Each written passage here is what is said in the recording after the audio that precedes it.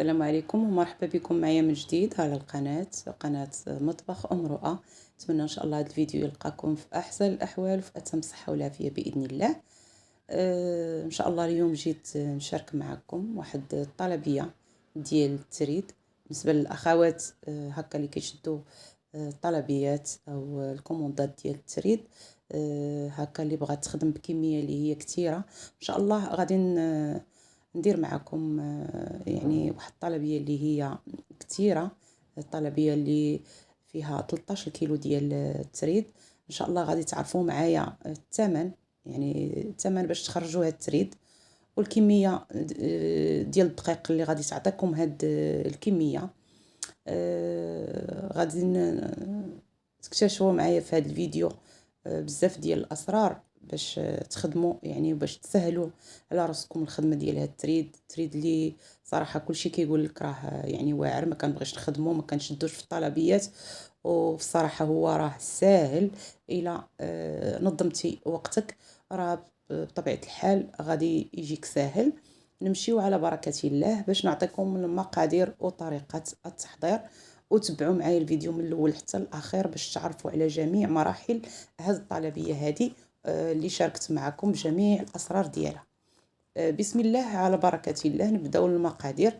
عندي هنا انا غادي نبدا لكم بكيلو ديال الدقيق ونص كيلو ديال الفينو، يعني عندي هنا في قصريه او في العجانه. هنا راني كنعجن انا في العجانه، ولكن باش نصور معكم درت القصريه باش نوريكم داكشي بالتفاصيل. مهم درت هنا كيلو ديال الدقيق الابيض، يعني من نوعيه اللي تكون مزيانه جيده، ونص كيلو ديال الفينو دقيق الصلب، يعني داك الرقيق ماشي السميده الرقيقه، الفينو الدقيق الاصفر نص كيلو. يعني كديروا الكميه ديال الفورص، نصف الكميه ديالها كديروا فينو. درت الملح بطبيعه الحال على حسب الذوق، يعني الكميه اللي غادي تحتاجوا.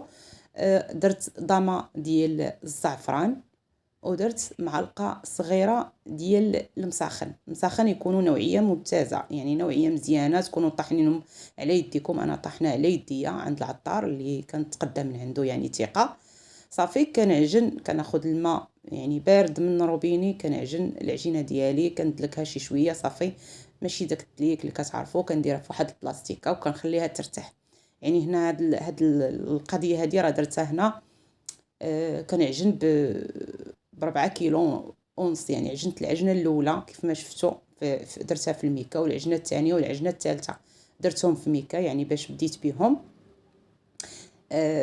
صافي خليتهم، انا صراحه عجنتهم في الليل وخليتهم حتى الصباح ودرت هذه المرحله هذه. يعني درت كرات يعني بالحجم ديال المقله ديالكم، يعني شوفوا نتوما المقله كبيره ولا صغيره غادي تصغروا، الا كانت صغيره غتصغروا، كانت كبيره غادي تكبروا الحجم ديال الكره ديالكم. هنا دهنتهم شويه الزيت وغطيتهم بلاستيكات صافي، وخليتهم حتى ارتاحوا شويه. صافي عاد مشيت جلست باش نطيب التريد ديالي. كيف قلت لكم انا هاد العمليه راني درتها 3 ديال المرات، يعني عجنت المره الاولى وعجنت المره الثانيه وعجنت المره الثالثه.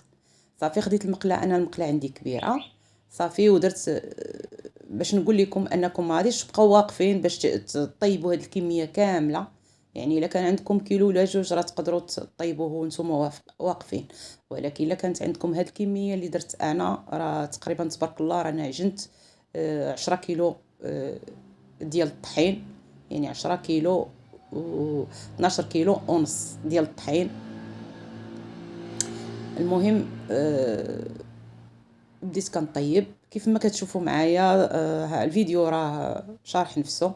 كنبدا ندير الاولى وكنبدا ندير الثانيه، نقلب وندير الثانيه ونرش بشويه الزيت وكنطيب. كنبقى على هاد بحال هكا، يعني كندير الاولى كنقلبها وكندير الثانيه وعاود كنقلب وكندير الثالثه وانا غاده. يعني كنقلب على هاد الوجه وندير اللي فيها العجينه ونعاود نقلبها على المقله، وانا هكا حتى كندير واحد 10 حتى ل 12 الكره.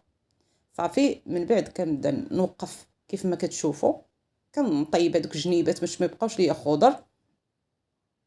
وبطبيعة الحال أنا كنطيب وأنا حاطة واحد البانيو حدايا كبير، دايرة فيه واحد الزيف اللي كيكون نقي.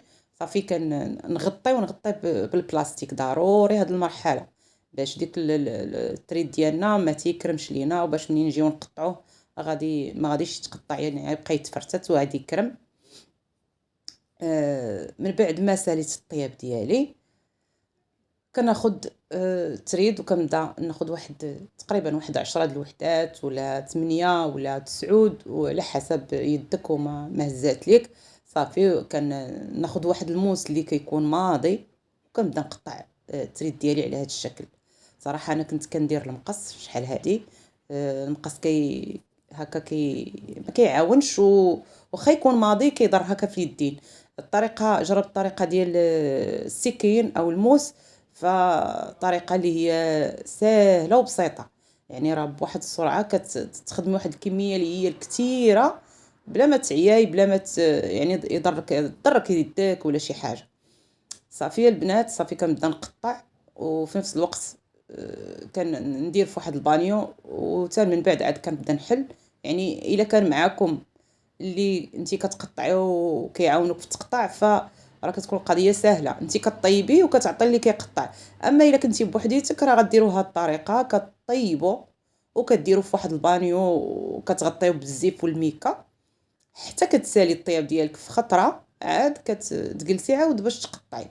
يعني راه ساهل البنات، يعني غير شدوه بعينيكم مغمضين. يعني الطريقه ديال التريد ما كاين ما سهل منها.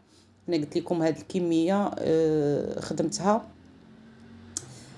خدمت النهار الاول خدمت تقريبا واحد جوج، خدمت 3 د العجنات، ولا غد لي خدمت العجنات الاخرين اللي بقاو.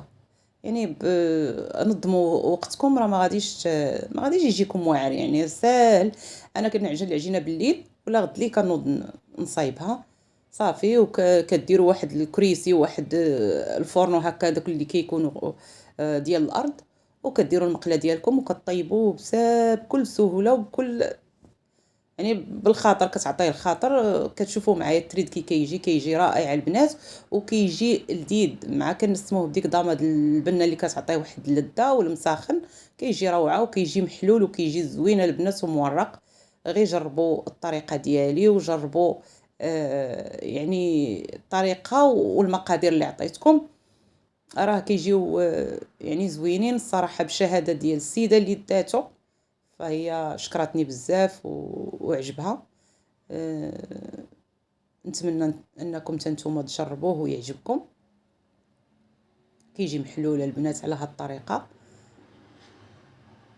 بالنسبه للثمن باش خرجته، فهو خرجته ب30 درهم.